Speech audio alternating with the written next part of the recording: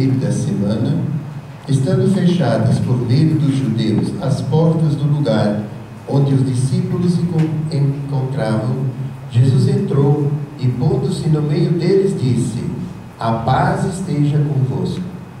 Depois destas palavras, mostrou-lhes as mãos e o lado. E então os discípulos se alegraram por verem o Senhor. Novamente Jesus disse: a paz esteja convosco. Como o Pai me enviou, também eu vos envio. E depois de ter dito isso, soprou sobre eles e disse: recebei o Espírito Santo.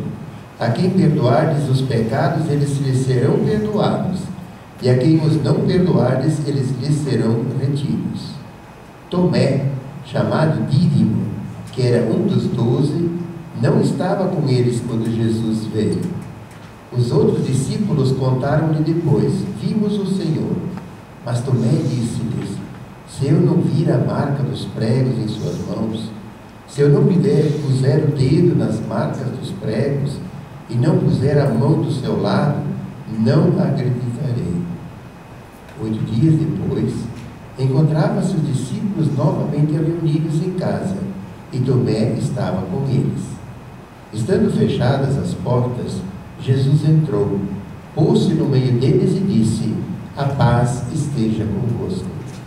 Depois disse a Tomé: põe o teu dedo aqui e olhe as minhas mãos. Estende a tua mão e coloca-a no meu lado. E não sejas incrédulo, mas fiel. Tomé respondeu: meu Senhor e meu Deus. Jesus lhe disse: acreditaste porque me viste? Bem-aventurados os que creram sem terem visto. Jesus realizou muitos outros sinais diante dos discípulos, que não estão escritos neste livro, mas esses foram escritos para que acrediteis que Jesus é o Cristo, o Filho de Deus, e para que, crendo, tenhais a vida em seu nome. Palavra da salvação. Glória a vós, Senhor.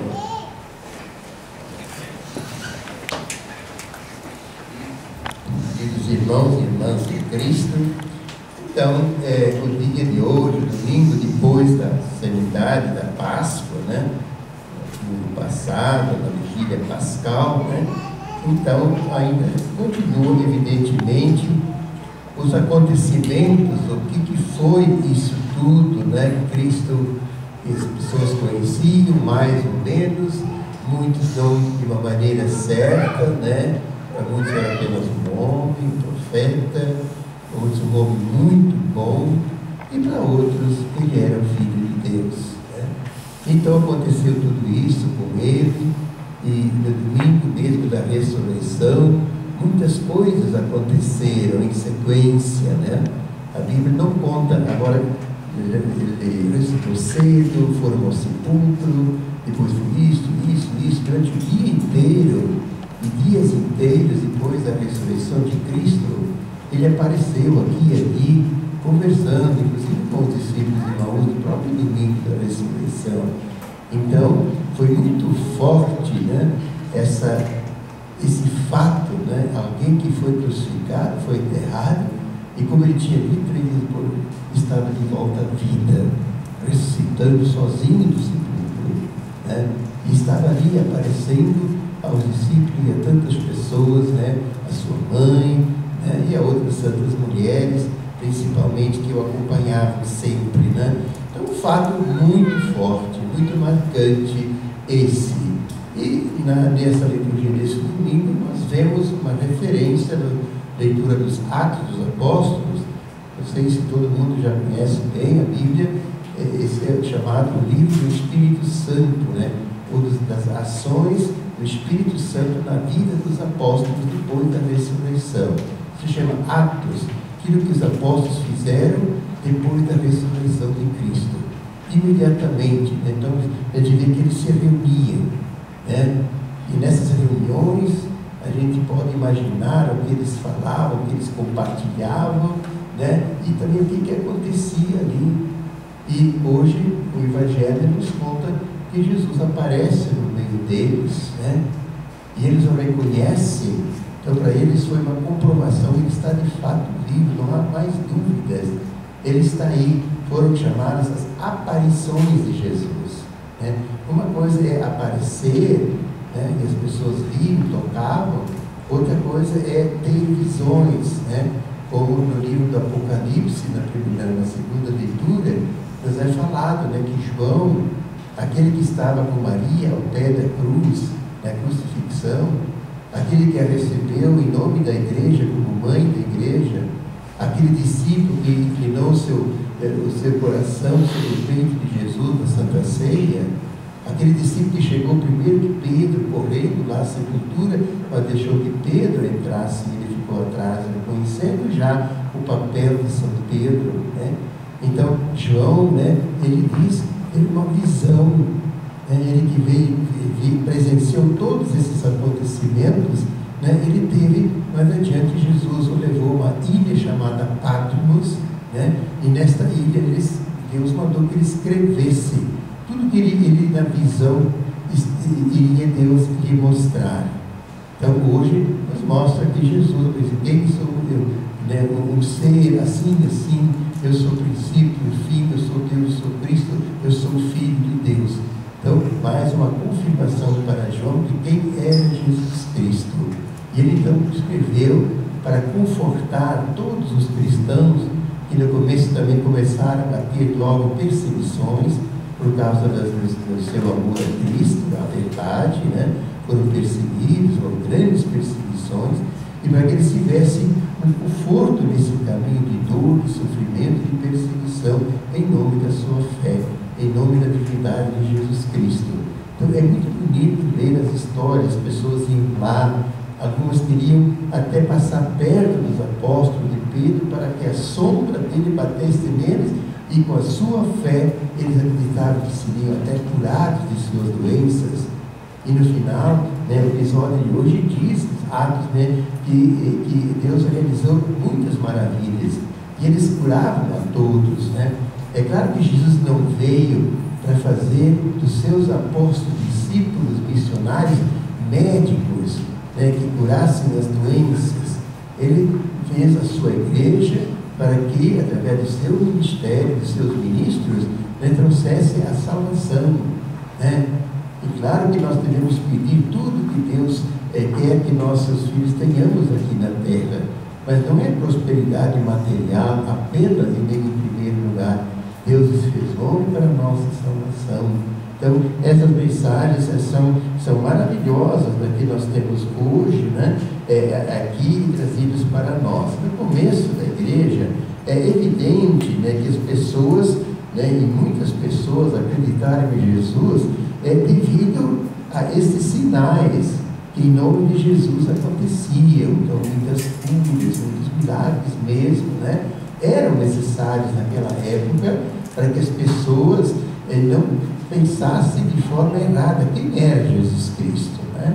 Isso levou uns 300 anos até que o concílio de Éfeso determinou, né, as questões, as perguntas cristológicas que eram feitas sobre quem era de verdade Jesus Cristo, verdadeiramente Deus e verdadeiramente homem. Isso era central e é central para a nossa fé, né, em todos os tempos. Ele é, de fato, né, aquele que veio para redimir a humanidade, né, do pecado e das suas consequências, né? Então, tudo isso, né? E Tomé, né, é sempre essa leitura, hoje ela nos traz, né, os apóstolos reunidos, Jesus se apresenta, né, e chama um pouco a atenção de Tomé para que ele mereça ser declarado bem-aventurado, não porque viu, mas porque creu sem ver, né?